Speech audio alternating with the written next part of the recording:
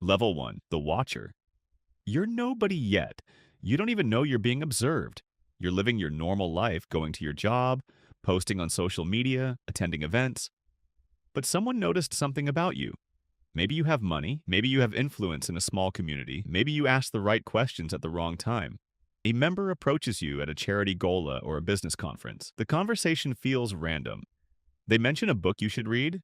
They drop a phrase that sounds like code. You laugh it off, but 3 weeks later, someone else mentions the same book. Then a third person. This isn't coincidence.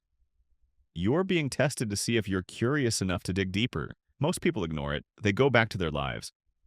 But if you follow the thread, if you read the book and understand the hidden message in chapter 7, you'll receive an invitation. A dinner party? A private gathering? Nothing official. Just curious people discussing ideas that polite society considers dangerous. You attend, you listen more than you talk. You're being evaluated on every word, every reaction, every question you ask. Can you keep a secret? Do you understand power? Are you willing to sacrifice comfort for knowledge? 90% of watchers never get past this stage. They're too afraid, too comfortable, or too loud. But if you pass, you receive a plain envelope with a date, a time, and an address. No explanation, just a test of obedience. Level 2, the initiate. You show up at the address. It's not a mansion, it's a normal building in a normal part of town. Inside, 12 people sit around a table, no candles, no robes.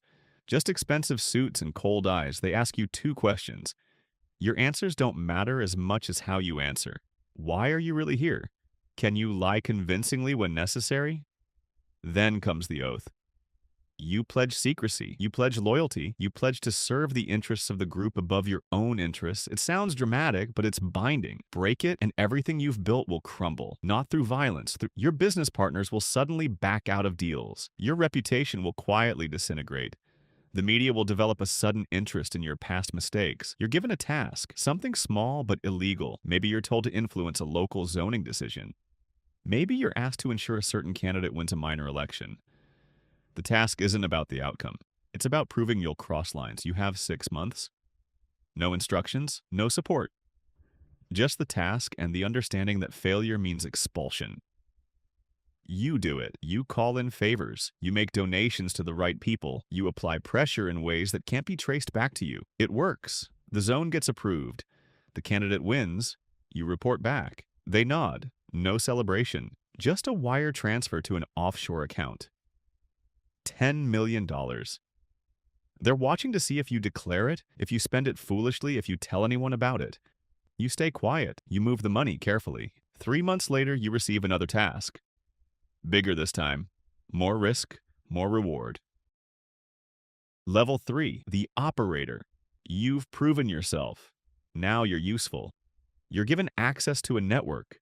Names, phone numbers, encrypted channels. These are people in positions of influence. A judge, a journalist, a mid-level government official, a corporate executive. Your job is simple. Coordinate them. When the group needs a story buried, you call the journalist. When they need a legal matter resolved quietly, you reach out to the judge. You're not giving orders, you're making requests. You're reminding these people of favors owed, of secrets kept, of mutual benefit. You learn quickly that power isn't about control, it's about leverage. Everyone has something they don't want exposed. Everyone needs something they can't get alone. You become the person who connects needs with solutions. But there's a cost. You can't have normal relationships anymore. Every friendship is strategic. Every conversation might be recorded. You trust no one completely because you know how easily trust is weaponized. Your family thinks you're successful. They see the bigger house, the luxury car, the expensive vacations. They don't know what you do to maintain it. They can't know. You've signed documents that don't legally exist. You've made promises that would sound insane if spoken aloud. And somewhere above you, someone is watching your every move. Level 4, the architect. You don't just connect people anymore, you design outcomes. You've orchestrated dozens of operations without a single failure. Now they trust you with something bigger, strategy. You sit in a private room with 5 other members. On the table sits a folder marked with a random series of numbers. Inside are details about a proposed infrastructure project, highways, ports, contracts worth billions. The group wants a piece of it. Not through bribery, that's too obvious, too risky. Through structure. You spend 3 months studying the project. You map out every decision maker, every regulatory body, every potential obstacle. Then you build a plan. You create shell companies in 3 different countries. You establish partnerships with legitimate construction firms. You position people from the network into advisory roles on the project committee. When the bidding process opens, your companies don't submit the lowest bid. They submit the most credible bid, the one that checks every box, the one that's technically superior but coincidentally benefits from having insiders who know exactly what the evaluators want to see. You win the contract. Not through corruption, through information advantage. The profit gets distributed through a maze of transactions so complex that even forensic accountants would need years to untangle it. Your cut is substantial, but you don't celebrate. You've learned that the higher you climb, the more paranoid you become, because you've seen what happens to people who get comfortable. They make mistakes, they get sloppy, and when they do, the group erases them. Their bank accounts freeze, their passports get flagged, their secrets get leaked to exactly the right people. They just disappear or get in an accident. Level 5. The Guardian. You're 48 now. You've been with the group for 14 years. You've built empires and destroyed careers.